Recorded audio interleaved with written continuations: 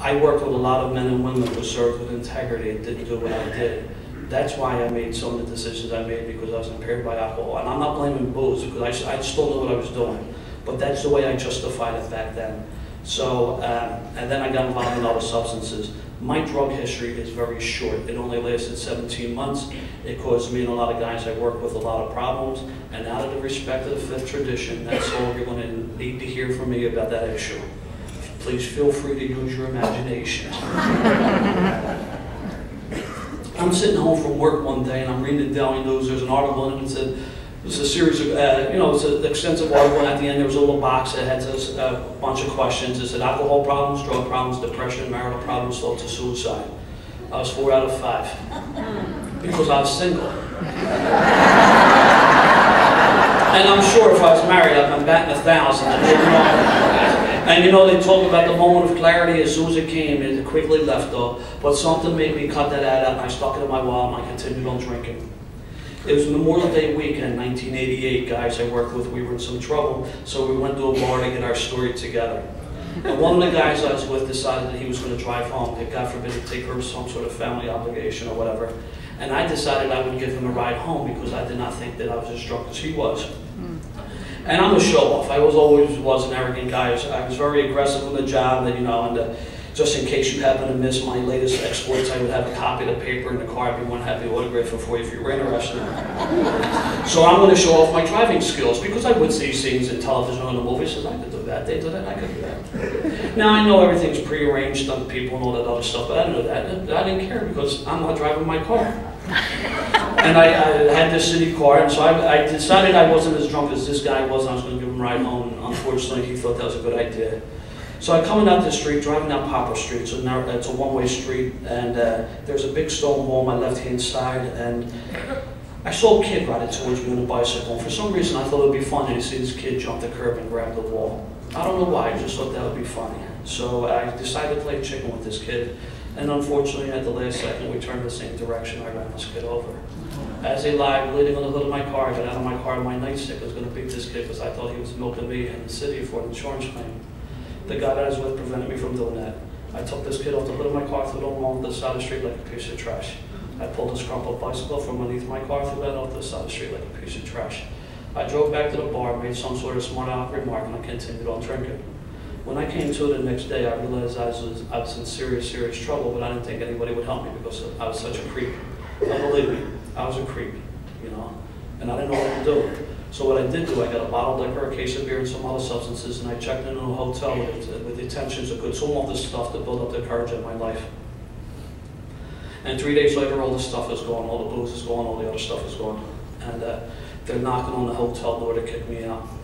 And at this point, I'm suspended from my job, so I no longer have access to my weapons, so I couldn't shoot myself.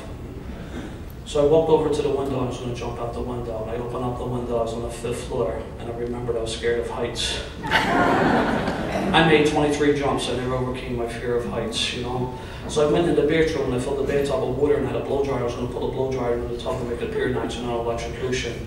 But every time I put a blow dryer into the tub, it would come unplugged. I was about 1.5 feet short on cord. And I got 1 foot in the tub, and I'm leaning trying to plug it in, you know. And it's like that scene out of Woody Allen movie where he couldn't even kill himself, you know. And it's okay to laugh, but, you know, I never want to forget the pain I was in that day. So the only other tool that I had left was my car. So I took one last spin through the neighborhood. I start up the Falls Bridge, and I come down the East River Drive, which is a winding road along the Schuylkill River. And it was a weekday, mid-morning weekday, because that would be important, because if this was any other time of day, I probably succeeded when I set out to do, which was to end my life in an automobile accident, you know. And I handle jobs like that. I know, you know, it's a winding road. I think the speed limit was 20, you know, and it's just a dangerous road. And I'm doing 50, and I'm cooped. I'm out of my mind, you know, hungover, and I figured this would end quickly. And I had remembered something that happened when I was young. I was about 22, 23 years old.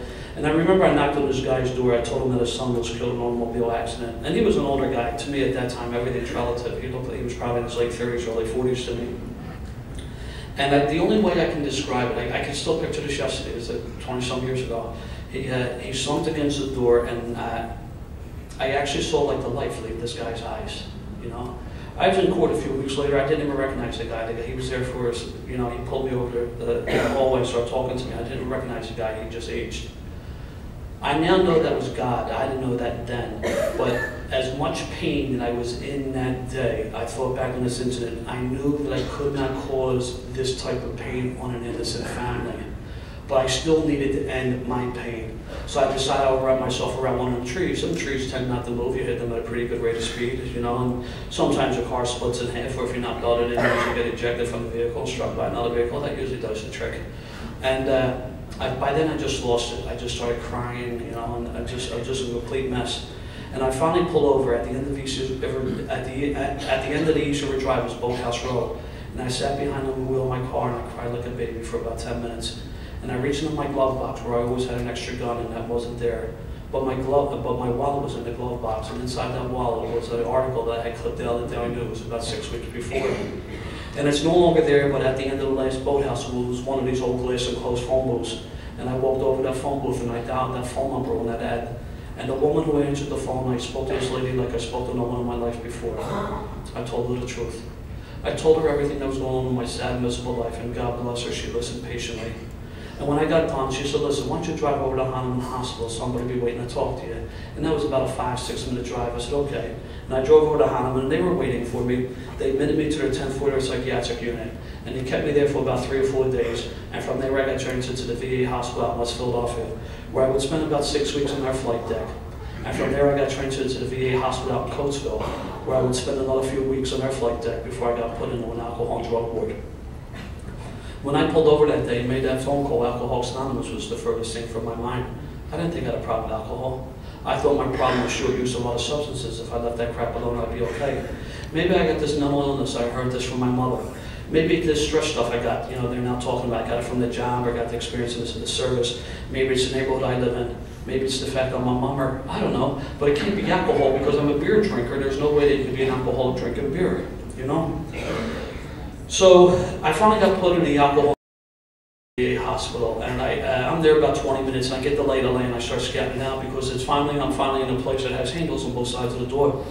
And and the arrogance creeps back in. So I probably got about 8 to 10 weeks in various nutboards under my belt. So I make my way down into the day room, and in the day room, up on the wall, they had the large window shades of the 12 steps of the 12 traditions, right? I zip through the steps. I got about 6 of them done. I see the amens and said, no, I don't do that. You know, we don't, no. Wrong guy, wrong neighborhood, we don't know amens, and eggs that off.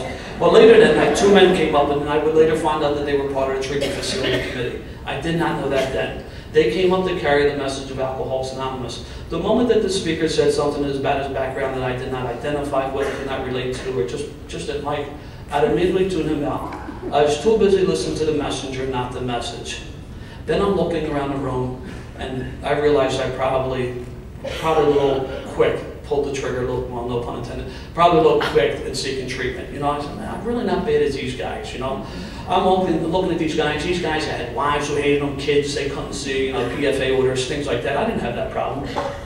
Probably due to the fact that I'd never been married and didn't have any children, may have had something to do with that. A lot of these guys had job problems, you know, I never had that. I only had 2 jobs in my life. I went from high school to the Air Force to the city, the police department. Never worked for anyone else, you know. A lot of these guys had legal problems. I didn't have any yet, you know. I'm looking for the differences, not the similarities. But what bothered me the most, without any question, was at the end of the meeting when everyone got in a circle and held hands and said the Lord's Prayer. If this is what you people are about, I didn't want nothing to do with you because I hated God. And I always tell people, I know they're strong words, but you know what? It doesn't even begin to sum up the feelings towards God. I hated God, and believe me, it was a legitimate hate for several good reasons. One of those reasons, I talk about my mom's mental illness. My mom was a fundamentalist in the church, you know, and she was in the charismatic movement. She thought she could speak in tongues and things like that. And I was 15 years old. I came home from school one day. I'm going to be a member of Al-Anon. She was just a beautiful lady. She saw through my BS. And she came up to me, she said, the only way you're going to make it, you're going to need to go to Alcoholics Anonymous. And I need to tell you that's the best piece of advice I got. And that's where I would get my recovery. I got it in Alcoholics Anonymous. I didn't get it in the VA hospital. The VA hospital does great work. They help me with lots of things, you know. They drain the oil, they tighten the bolts, they did good work. But I would get my recovery in AA. I went to AA every single day, sometimes 2 or 3 times a day.